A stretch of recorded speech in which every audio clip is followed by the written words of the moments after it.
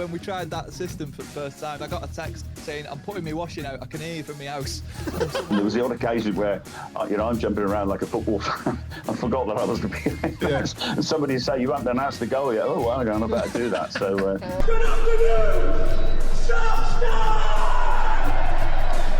Ross Stewart is, I think, a nice name to an. Oh, honestly, when I met Ross Stewart, I thanked him for elevating my personal brand. So as it died down, the analyst said to me, actually, it was an own goal. And I went, bleep that, give me the mic. Goal scorer for Leighton Orient.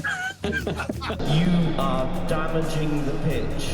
We have a game against Brighton on Sunday. He said 10,000 of them all love you. 10,000 of them will hate you. And 10,000 of them won't give a shit about you. And I went, I like those odds.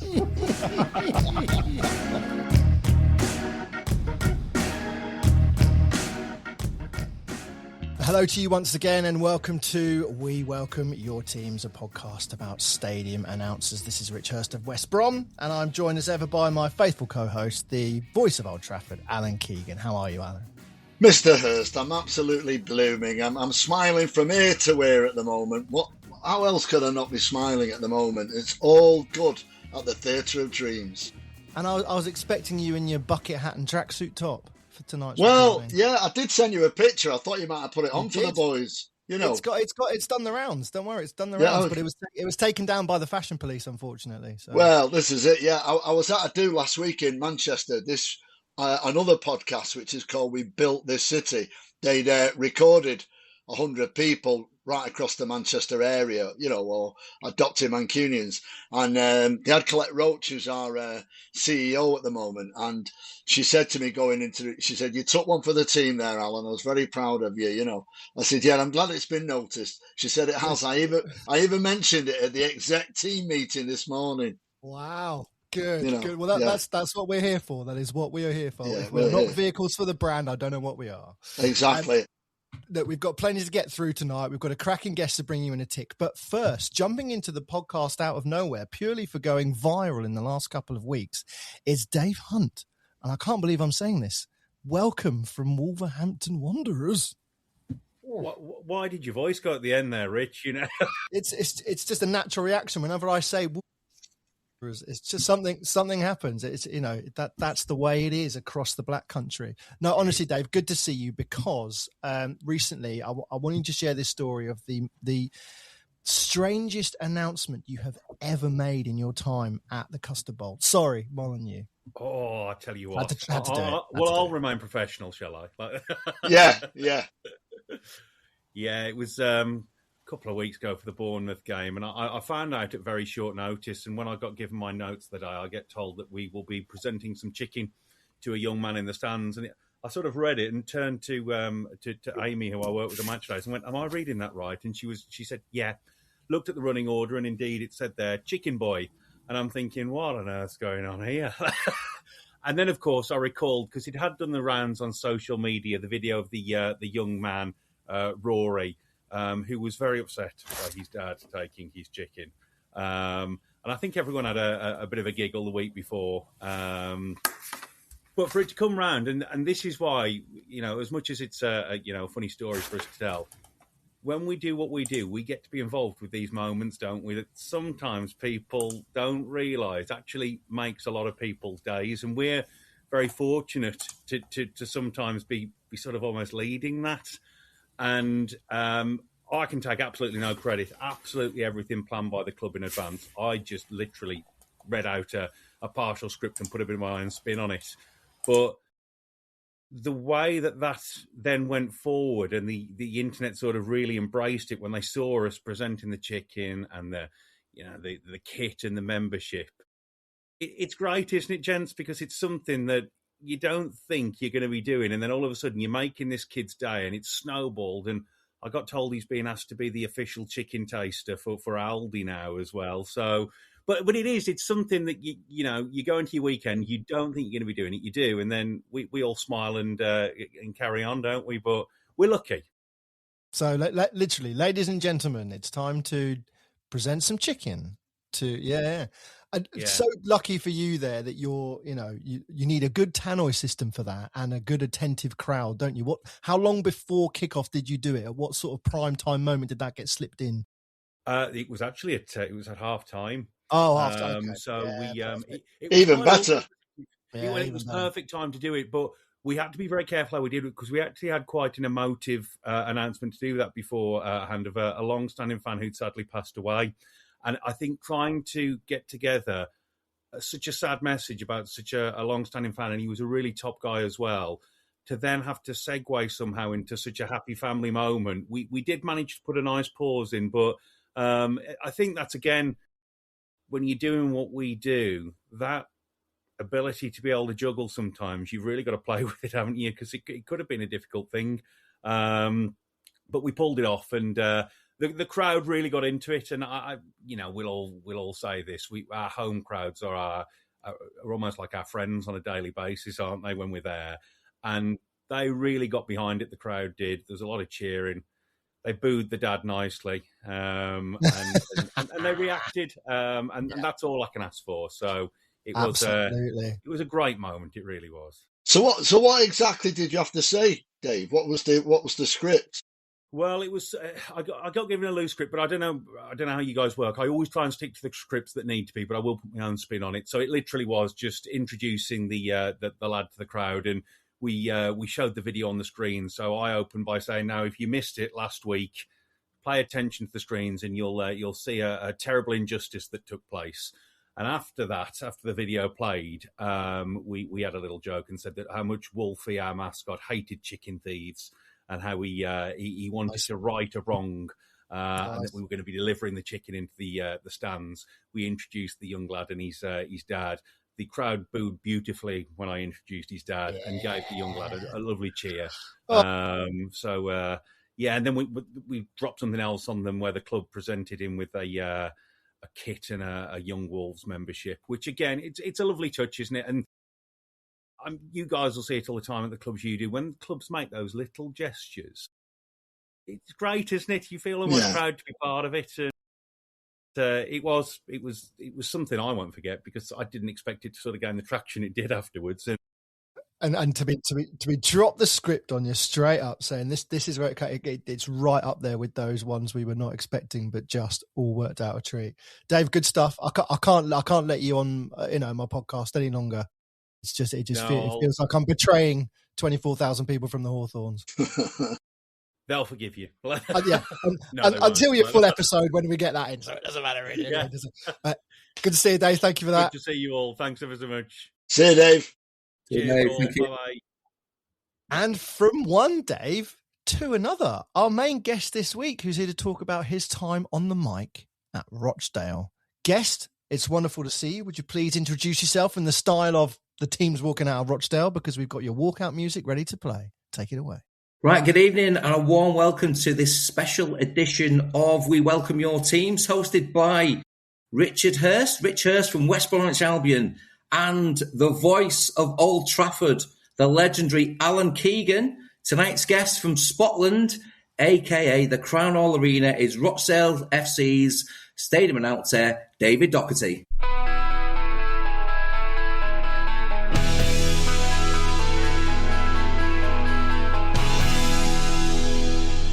For those of you not watching the visual edition of the podcast, Alan Keegan's mad jaw has just hit the floor. Because your ears are not deceiving you, Alan. This is the one by the Stone Roses. David! Well, what a choice. Yeah, good evening, and pleasure to be here. Alan, I know this is something that's quite familiar to you, but we also play it at the Crown Hall Arena at every 2:55 every other Saturday. Well, I never knew that. That's never been mentioned to me. Nobody's ever told me that before. So obviously a great start to the podcast. And how did it come about, David? How did you get to choose that particular piece of music? The song was already there when I started. I mean, it's obviously synonymous with Manchester United. It's something that a previous manager back in the day chosen, and I'm sure you'll know. You probably tell by my accents. I was born in Merseyside.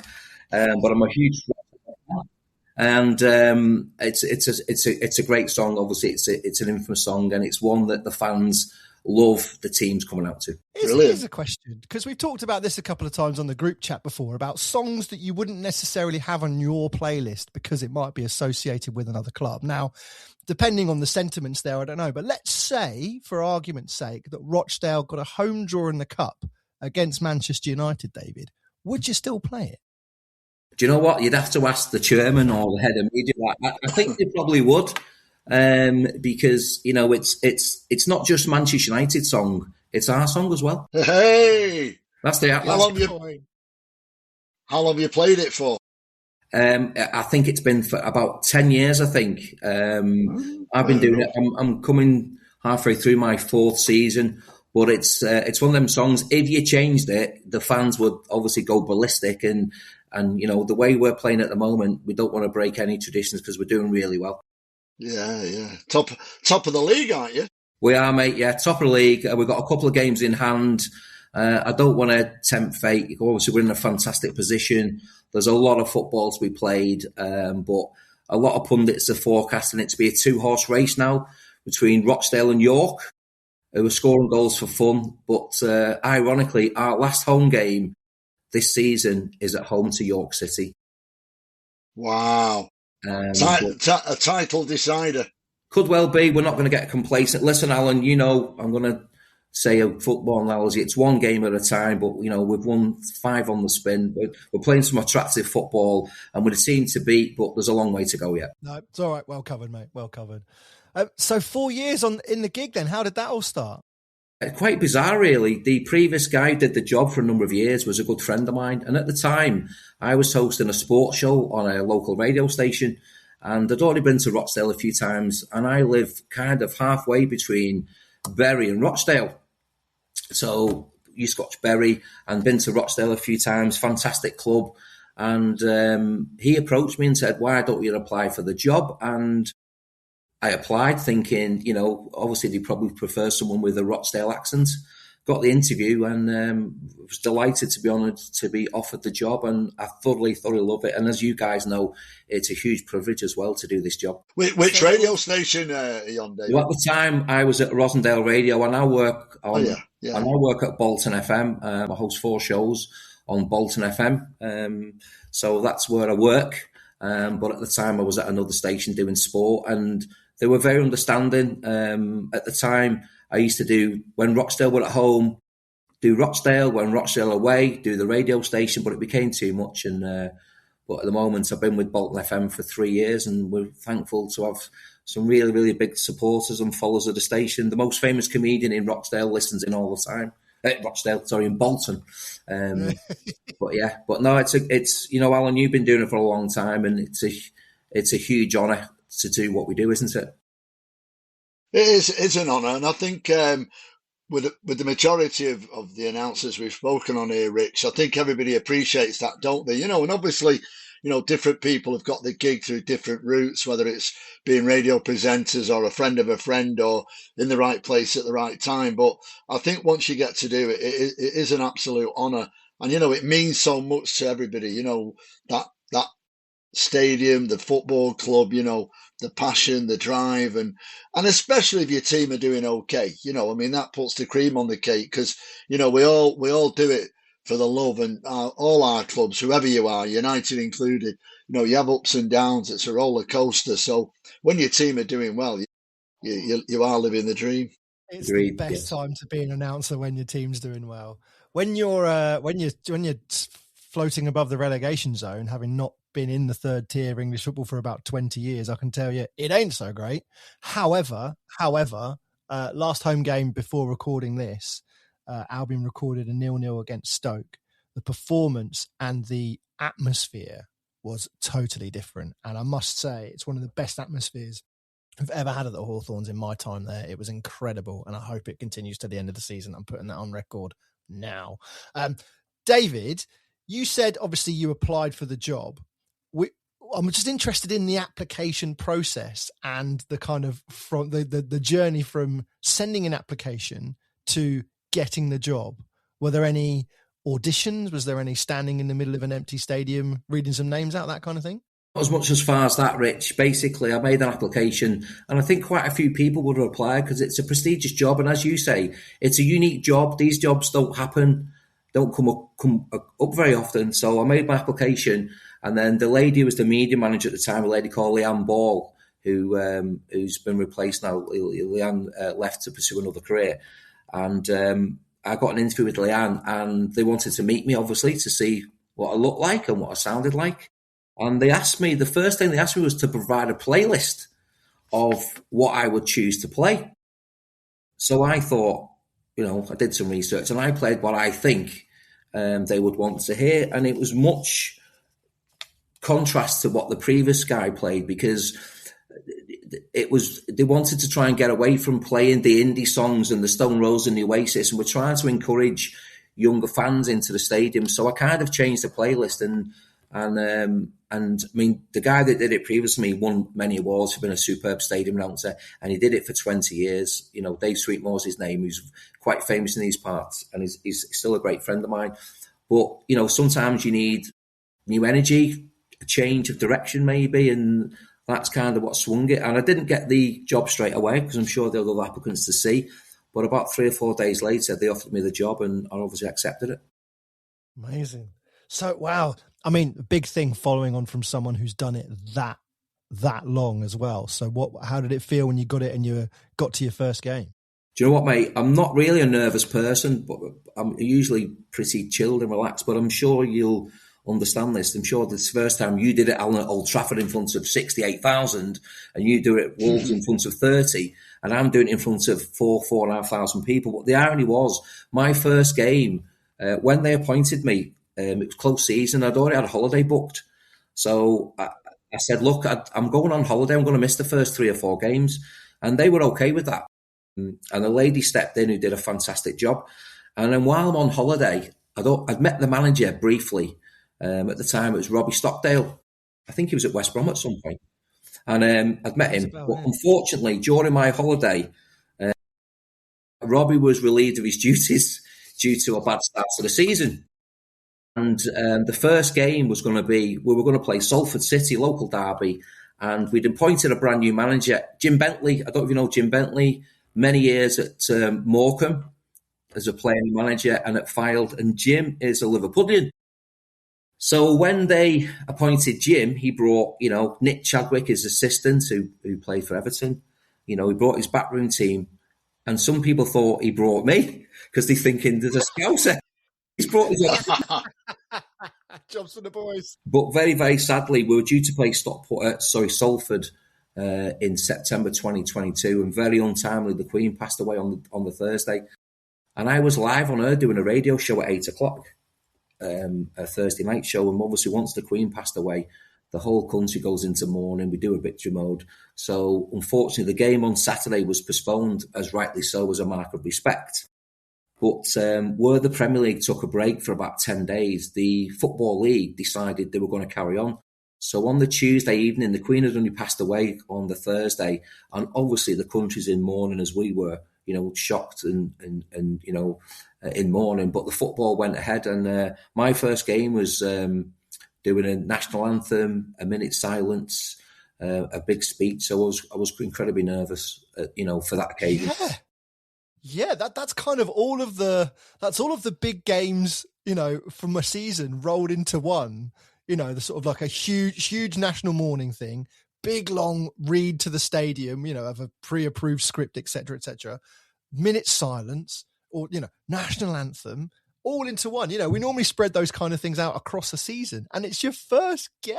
Yeah, I'm not going to lie. At the time, BBC Manchester used to cover us, as they still do frequently. But I think the guy from Radio Manchester said that they were going to put the feed out on Merseyside, Lancashire, Cumbria, Stoke-on-Trent. And I won't use the word that he said, right?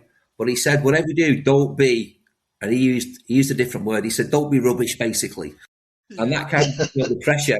And obviously it was a very moving occasion because, it was the monarch that I'd only ever known, and as a mark of respect to the Queen, and also I was asked to change the music as well, because obviously we had to be very, very conscious of, we wanted to create an atmosphere, but equally be respectful too. So it was challenging, but nevertheless, it was something that I'm incredibly proud of. Baptism of fire, if you ask me, doing all that. I mean, if you don't need to worry about the rest of the gig, to be honest.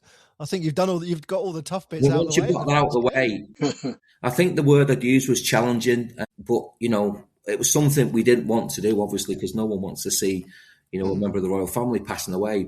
The timing could have been better, but sometimes these things in life just appear and you have to deal with them. So would you say that's been your most challenging game so far?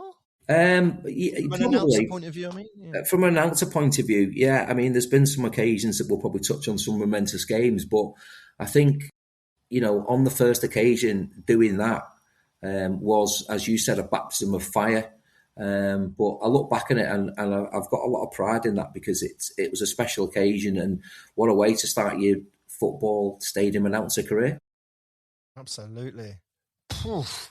Doesn't get any better than that, does it, David? When you think about it, I mean, you're right in there, and obviously the monarch and the Queen dying. I mean, what an introduction for you.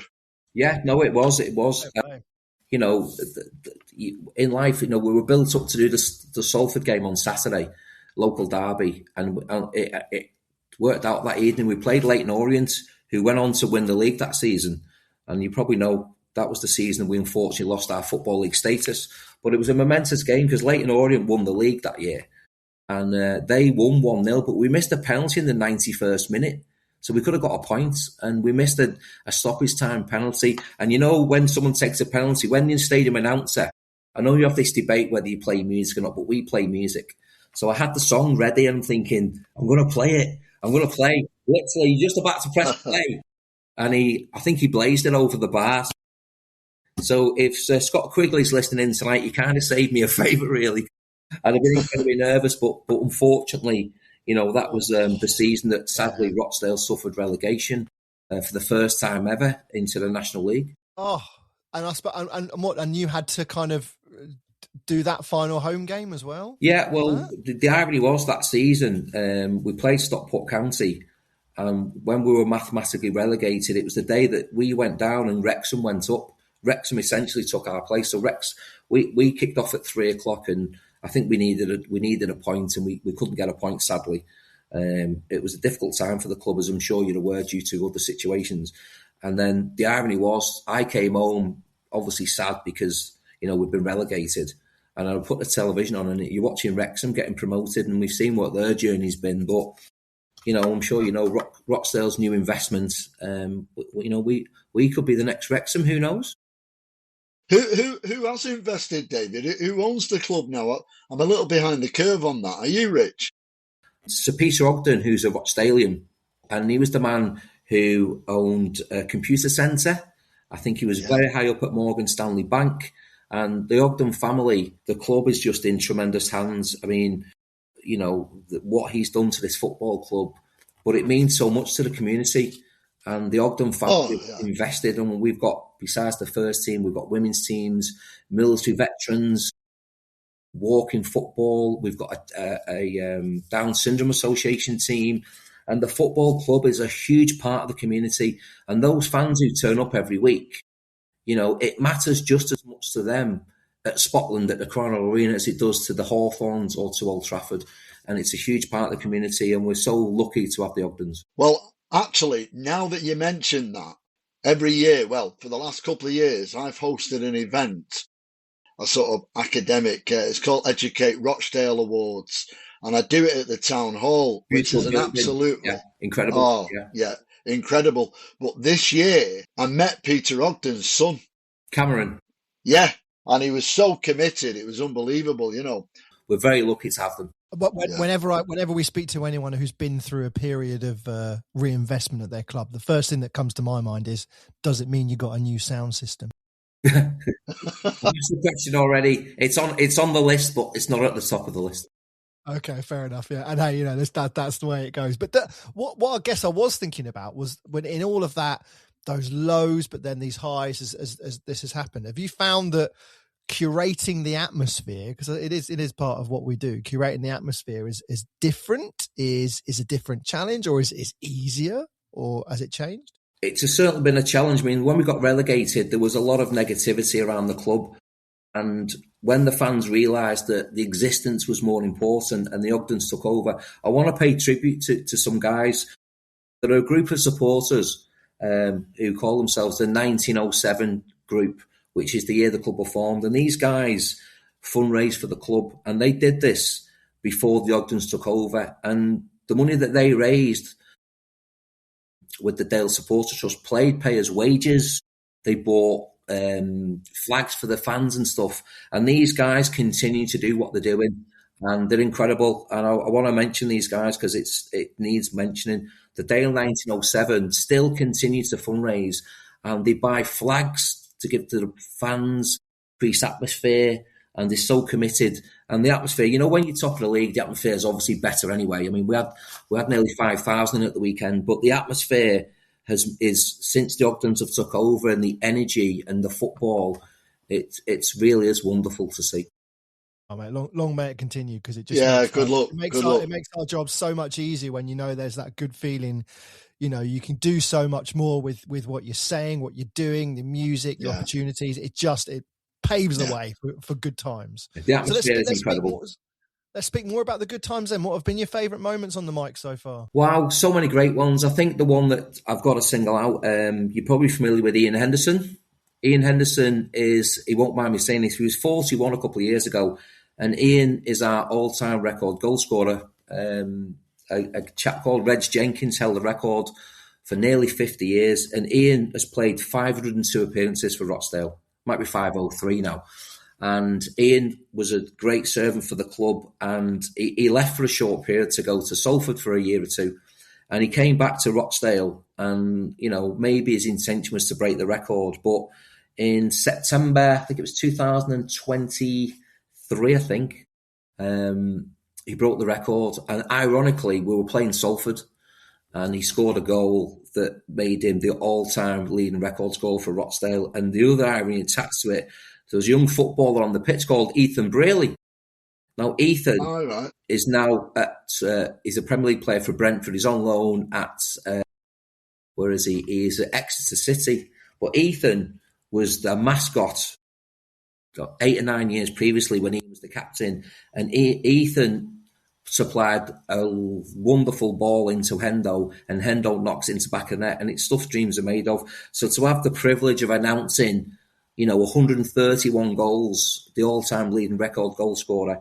And Ian's a great guy. He's a terrific athlete, credit to himself. So for me personally, I've got to say that's my favourite moment so far. How long were you sitting? How many games were you sitting on the announcement for? Because sometimes you kind of you've got it all planned out, haven't you? Not that many. You've got it all planned out when he doesn't score for like 10 games. No, not that many. I think probably 3 or 4. I mean, bear in mind, he was 39 at the time, so we can't play every week. But he's an incredible footballer. He's an incredible ambassador for the club. And, you know, not many people in this modern era will play over 500 games for one club. Absolutely. I can't see me or Alan getting to announce that about any of our players anytime soon. Imagine being that, and not many outfield players are playing at 41. If you look at him, he's in top condition. He's just a credit, and he's a super guy. And for me personally, I've worked with him on his testimonial year, so I've got to say that's probably the standout moment for me personally. Okay, it's back to the chat with our guests shortly, but first, let's take a bit of time to tell you about why we love working with Shoot Music. They are the #1 music provider to the sport DJ community, and there's no point being a great announcer if there isn't great music to back you up on your match day. So, Shoot Music have a Matchday DJ service.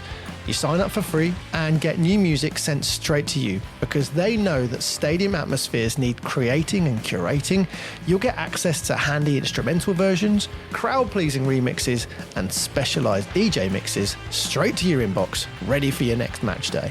So to sign up, email them info@shootmusic.co.uk. Feel free to let them know you heard about them here on the We Welcome Your Teams podcast. This month, the team have sent round some amazing tracks. Here are 3 of our favourites. First up, it is Newcastle-based alt-rock brothers The Pale White, who returned to announce their third studio album, Inanimate Objects of the 21st Century. From it, and this just makes so much good sense for anyone who's recently had a good game round their way. Imagine playing this at full time. Absolute cinema.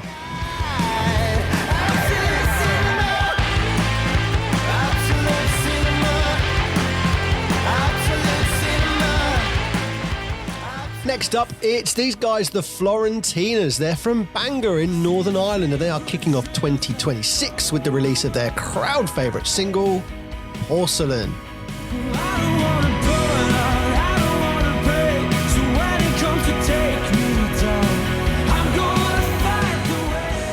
Finally, it's a throwback to the 90s from Dictator. They're a West Lothian four-piece, blending hip-hop beats, funk, jazz and indie into bold, genre-defining sounds, but we're not worried about any of that. We're just worried about this title, Screwball Scramble. It's actually about everything turning in middle age, but we all remember that game, don't we?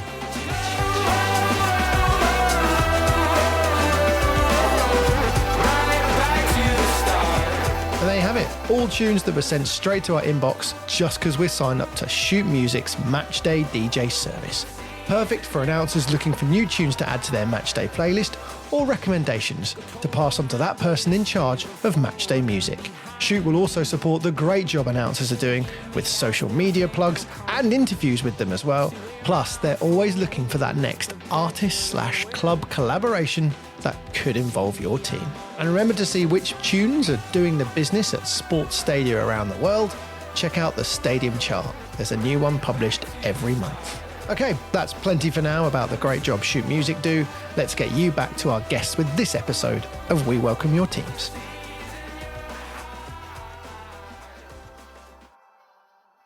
On the flip side of that, have there been any sort of slightly more embarrassing moments on the mic you'd rather forget? Not really say embarrassing. I mean, we're gonna mention the W word soon, Wembley. Yeah, do it now.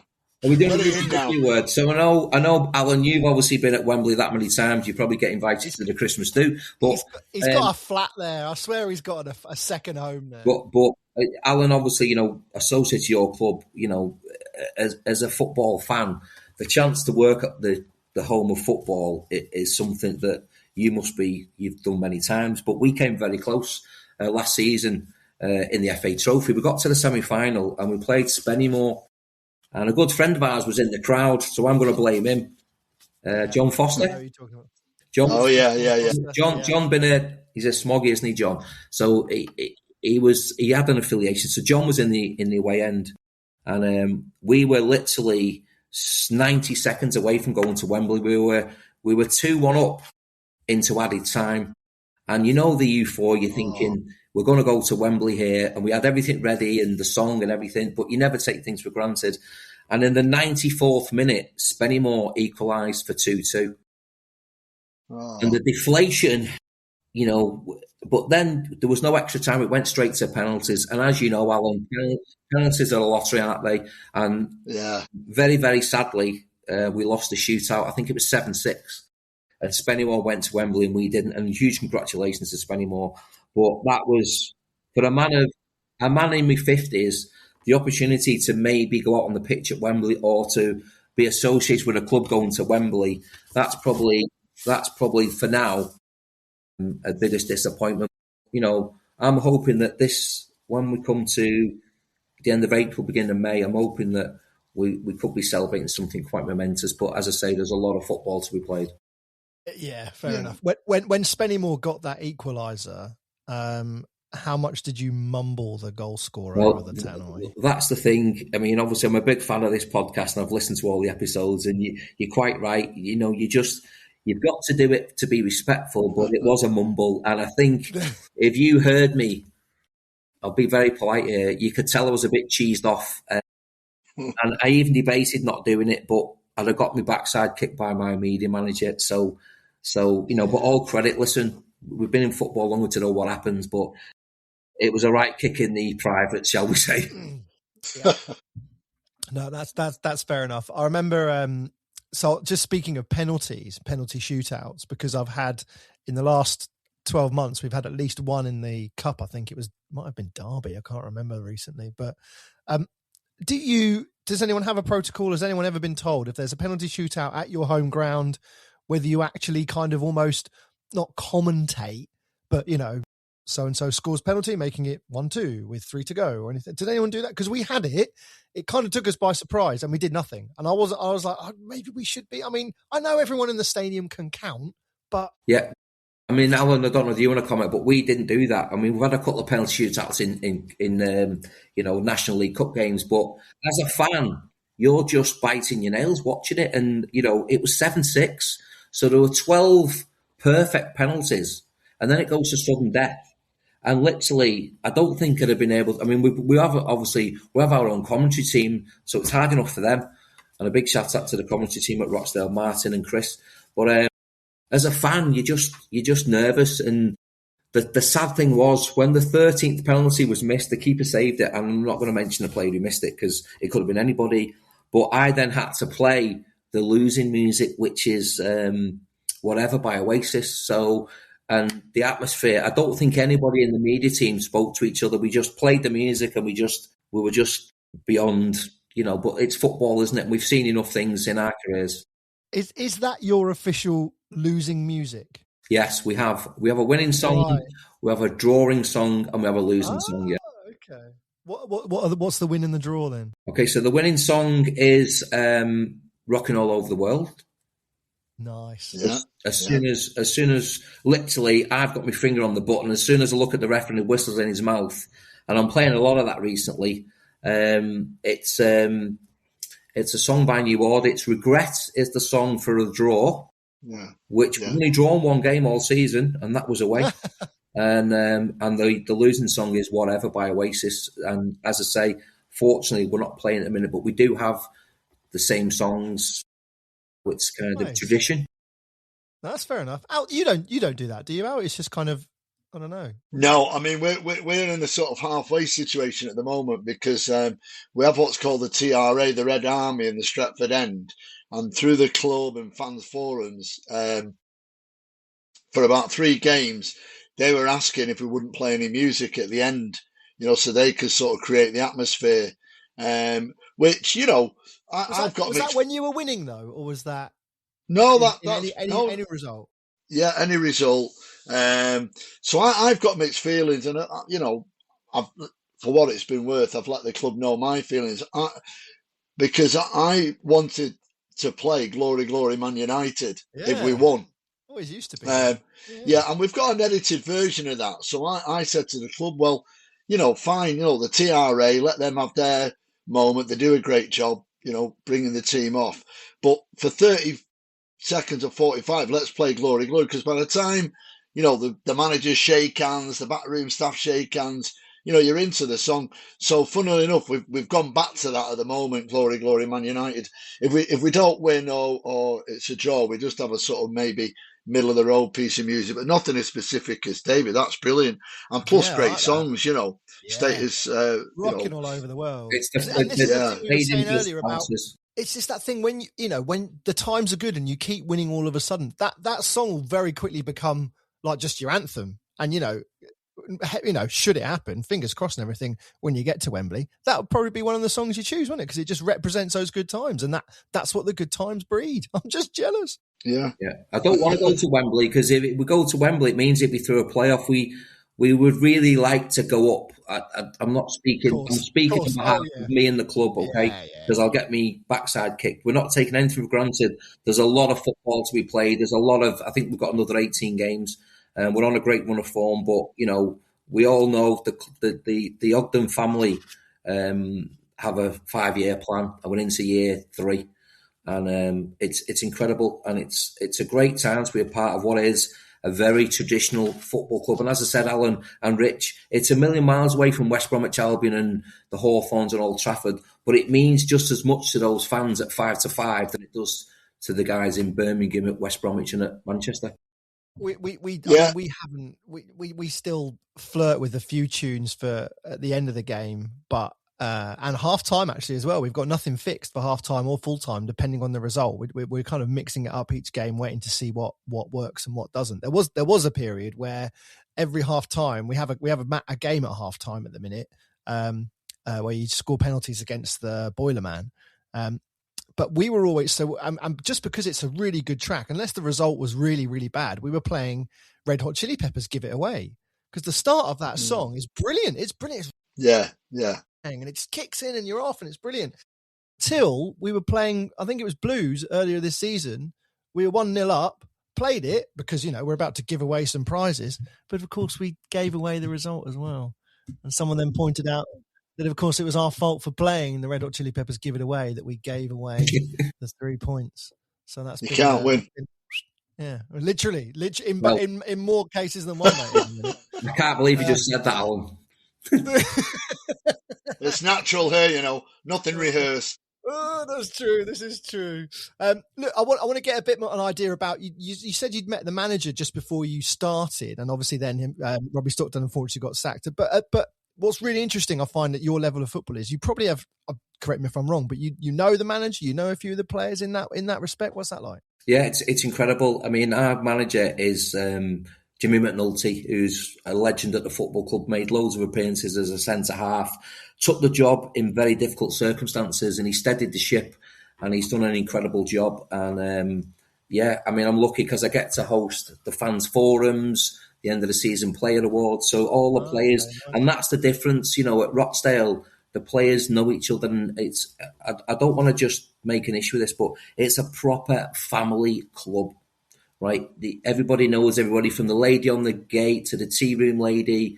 It's a great team of people, and it's been part of the family, and I consider myself to be part of the family. And the management are great guys, and Jimmy McNulty is an exceptional manager who's at the beginning of his career. Jimmy's only 40 himself, and I'm sure Jimmy will go on to have a fantastic career in football management. And it's just that, you get to have that relationship, don't you, at that level, something that me and Alan never really, get to experience. It's all very well, Alan being on the telly every 2 or 3 days with his bucket hat in the background. And I'm still listening to him. Sorry, Rich, but I will say this, which I was over the moon with. When Michael Carrick had his first game, and forgive me if I mentioned this prior, but when he came down the sort of side of the pitch and came into the technical area, he came down and shook hands with me. And I just said, "Welcome back, Michael." It's a nice moment, because Ruben never did that, So it was nice, and I'd done stuff with Michael when he'd been at the club and stuff like that, but I never claimed to sort of know them or the friends or anything like that. It's all professional. But no, it was brilliant.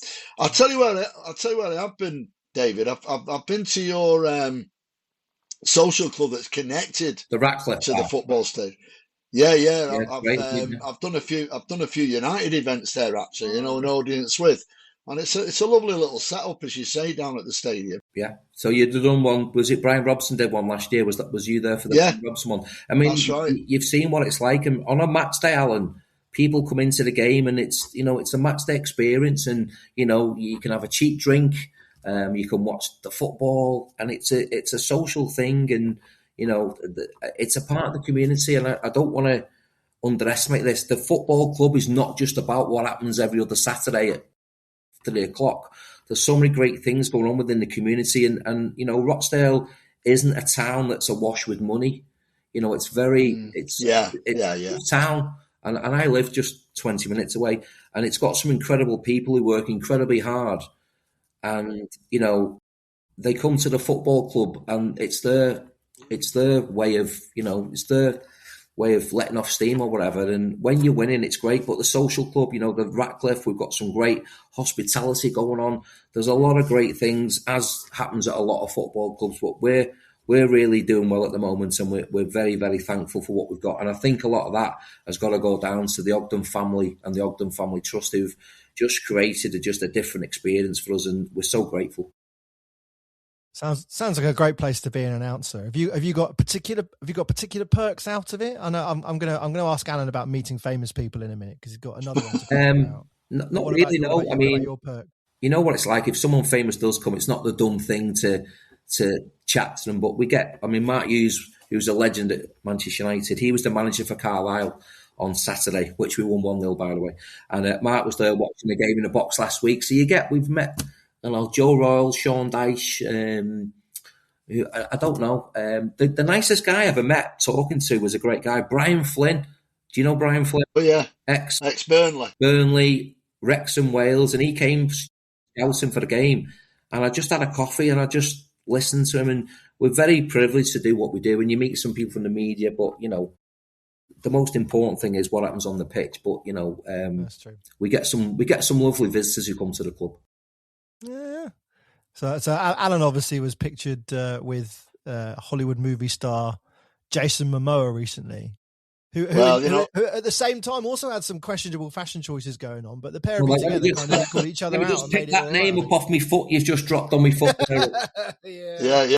Well, me and Jason were just chewing the cud, and he's asking me how I was. I was asking him how he was. When we just hit it off straight away. And like he liked my gear that I had on that day. That was the Stone Roses day, and I complimented him on his gear. But since then we've had a world champion. We had Luke Littler recently. He came on the pitch after that, and it was quite funny because it's when we played Spurs. And you may know, David, but the away fans at United are sort of situated in the corner. Been there many times. Yes. Yeah. Well, so when Luke came on, I'm giving it the big read, blah, blah, blah. Please welcome 2-time world champion, Luke the New Littler, blah, blah, blah. And he walks on the pitch, and it's a steep embankment as you walk up, and he got up there, he was steady. Anyway, the Spurs fans, it was quite funny, actually, because they all started singing There's Only One Michael Van Gerwen, I've seen it on the I've seen it, yeah. So anyway, he held up the trophy and not put two fingers up, but said twice and everything. But it's just a good moment, a bit of good football banter. And so we recently had Luke.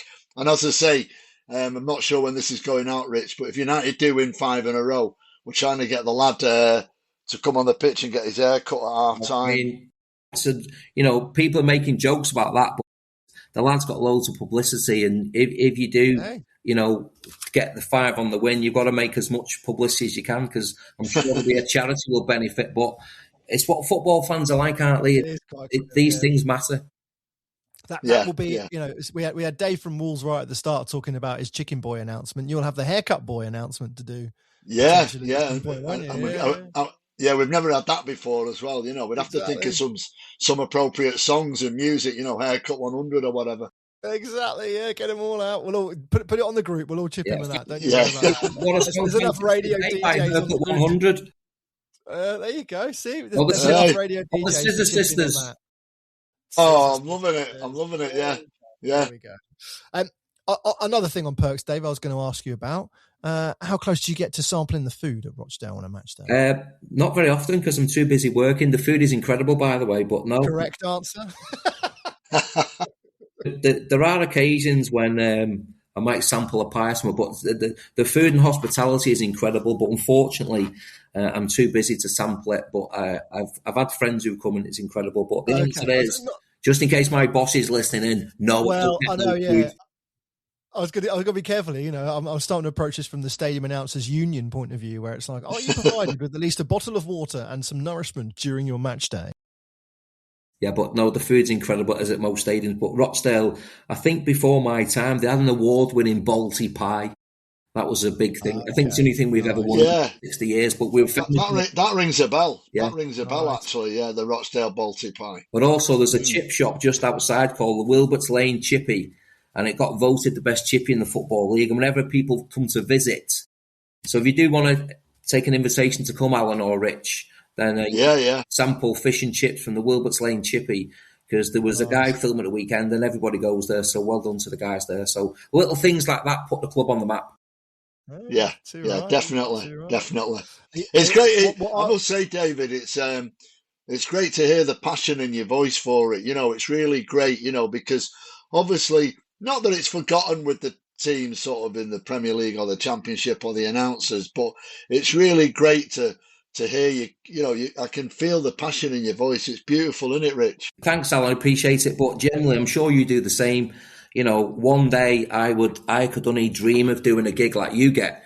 But has George been on? George Sefton from Liverpool. Yeah. So George retired after 53 years, and I might get myself in trouble here, but I was asked to apply for George's job, and reluctantly I went along, and it was the day after the parade, and you obviously know what happened at the parade day in Liverpool. Yeah. And it went ahead, and I was asked to go along to chat to Liverpool Football Club, and I'm doing a spoiler alert here. And when I chatted to them, I mean, it's my boyhood club, and I grew up in Liverpool. And fortunately, I didn't get offered the job. It went to Peter McDowell, who is ex-Radio City, LFC TV. I don't know if you met Peter. But they kind of offered me an opportunity to work in the club in another role, working with the likes of Kenny Dalglish, Ian Rush, John Barnes, John Aldridge, Ray Houghton. And I turned it down to stay at Rochdale because it means more to me. And I generally mean that. And I'm not trying to make a big issue of this, but that's how much the club means to me, that I'm a fan. I'm honoured to do it. And it's difficult, sometimes in life, you've got to make the right decision. And I decided to stay at Rochdale because it's my club. If Rochdale were playing Liverpool tomorrow, I'd want Rochdale to win. And I mean that, Alan. Wow. Good on you, mate. Rochdale probably win anyway, but, I tell you what, and especially if that fixture came around, I'd especially love it when you play This Is the One. Yeah, that would be special. Hey, listen, we'd be tapping. We've had a debate. We'd be tapping you up for tickets. We've had a debate about this today. That, the things you could do to lose your job, and one of the things was play "You'll Never Walk Alone," and I might lose my job. And a guy who's in our chat says, "Why don't we play it on Wednesday?" It's like when Jim Bentley was there. If I played anything to do with a Liverpool, a Beatles song maybe, or Echo and the Bunnymen, they'd think that Jim was behind it. But no, the music's very important at football, Alan. You know that. Yeah, very. Yeah, don't mess with it. There's so many ways things are attached to it and not. But yeah, there's a whole new podcast or a spin-off there, and things you could do to ways to lose your job as a stadium announcer. Yeah. Let's not go there. in an ulterior world, maybe that'll happen. Look, it sounds like the only way is up, and again that atmosphere you've got there, and in amongst everything with the music and all of that you've got there, just sounds like a real good cocktail that adds towards living and loving every single match day. It sounds awesome, Dave, and I think I genuinely hope you get to Wembley one day. Maybe. Do you know what? If we do, we do. I think that the priority for any club outside of the Football League is to get back in the Football League. I mean, it took Wrexham 15 years. True. Yeah. True. And, the quality of football, there's not a great deal of difference between the National League and the Football League in the quality of football. It's just a status to get Football League status back after 120 odd years. That's more important. Yeah. The way we're going, let's just say we're going in the right direction at the moment. Exactly. We've got a great opportunity this year to maybe re-establish, but as I say, there's a lot of football to go and a lot of points to be played for. Absolutely. I know Alan's batteries on his phone's died. That's okay. He might come back in. I'll rattle through a couple more things just before we get to the end. Currently in your squad, who would you say which player has the most syllable-tastic name? Oh, blinking heck! I mean, it's just one that rolls off the tongue, and you can really. I'm sure doing what you do. When you get the away team, some of the pronunciations can be so difficult. But fortunately, where I sit, I seek the advice of the media opposition. But in our home side, Taran Alarakia, who was an international. Sorry, say again. Taran Alarakia, number 7. Taran Alarakia. Great guy, absolute comedian of a guy off the pitch. Such a great guy. I think it's Tanzania international, just played in the African Nations Cup. But we've also got Emmanuel Diasarue. Wow. Manny Diasarue, and it takes a while, but yeah, I mean, he's our number 9 and he's our leading goal scorer this year. So it's and we play the music, and I'm quite lucky. I get to choose the music and I influence the music. So we have I know you're not sure whether some teams should play music when you score. Should you not? We do. So we have Just Can't Get Enough, the Depeche Mode song. But then we have certain songs for certain players. So Manny. Ah, okay, nice, yeah. So Manny Diasarue, it's Daddy Cool. So it's instead of Daddy Cool, it's Manny D, Manny D. And Ian Henderson. I love it when Endo scores because Henderson, we play Here's to You, Mrs. Robinson, but the crowd, I don't even need to play the song, Rich, because they all sing Here's to You, Ian Henderson, Rochdale loves you more than you will know, and it's incredible, mate. It's incredible. It's brilliant. See, again, and that's where the connection makes the big difference. That's where being at that level you're at, that connection with everyone, being able you couldn't do that at Old Trafford at Anfield, could you, or the Hawthorns? You couldn't. I mean, we have a couple of tunes. We have, if Jason Malumbi scores, he's got the Cranberries because he's in your head. We love that. But he has to have scored in the game for us to wait till play at full time. Yeah. A lot of things have to transpire. Yeah. Mikey Johnston, we've got a song to She's Electric about Mikey Johnston. So if he scores, it hasn't happened much recently, but when he does, we can play Oasis maybe at half time or full time, depending again on the result and all that kind of stuff. I suppose we put a few more things in before it's okay to do it. We don't go off kilter that much, but when we do, it's brilliant. And yeah, we've got there's one or two tunes that I think being able to do that for is just should be written. We had a player called Jay Bird on loan last year who's now playing his football at Salford. And I was tempted to play The Bird's the Word. You know the song The Bird's the Word? Yeah. My boss, Greg Jones, didn't fancy that, and he pays me wages, so I couldn't play it. But, it's about the atmosphere, isn't it?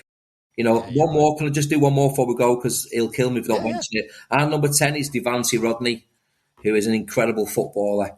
And his partner sits right near me at the game. When Devancy Rodney scores, and he scores lots of goals, we play Don't You Want Me Baby, Human League, and the crowd sing Devancy Rodney Baby, right? And his partner listened to some of my radio shows. So I played the song, and she didn't realise that it was like that song until they resonate, and we love it because the crowd, when you play the song into the stadium in front of 4,000 fans, I kind of, when the chorus comes in, I kind of just lower it and let the fans sing it. And you know what, mate? When you play something and you hear the fans singing it, it just makes you feel incredibly proud of what you're doing. Yeah, that's nice. And you got a good spot there, sitting next to some of the. You sit next to a few of the players' relatives. Yeah, I'm quite privileged because the media box, the desk, is literally just behind the dugouts, elevated a bit, so I can see the substitutions. I'm next to the media box. We do go on the pitch at half time to do stuff, but I'm sat. I run it all, so I play the music, I read the scripts. We're not as luxurious as West Brom, and we have other people. I just do the music. I do everything basically, and read the script. So that's why I don't get time to eat the food. Yeah, good point. We'll have to find a way to get something delivered to you whilst you're doing work. Yeah, just to make sure you're fed and watered, mate. Yeah, can you just contact Just Eat in Rochdale and 3 o'clock every other Saturday? I'm not going to put down the grid, am I? So I'll be all right. You'll be fine. Thank you for this. It's been ace to hear about it in Rochdale. It's really cool, and I'm in some respects, Alan would say the same. We're a little bit jealous of having been at that level and that contact with everyone, and all that control and that freedom is amazing. So yeah, be careful what you wish for. We always say this to teams in your position, because the higher you come, the not less fun, but you've really got it good there. So enjoy some of those times. Rich, can I just say before you wrap up, it's a huge honour to be on this. Been a massive fan of this podcast.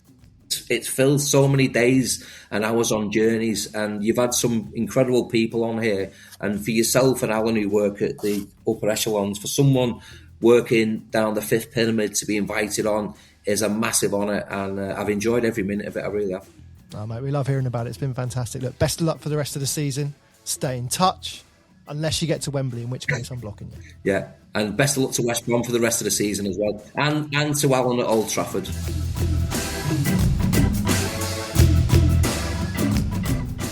Yes, thank you very much, David. And of course, thanks to Alan. And thanks to you as well for being with us for this episode. If you want to get in touch about anything you've heard or anything you'd like to hear, then give us an email. hello@wewelcomeyourteams.com is the way to do it. Huge thanks to Shoot Music, as always, for supporting the pod, and we will see you next time on We Welcome Your Teams.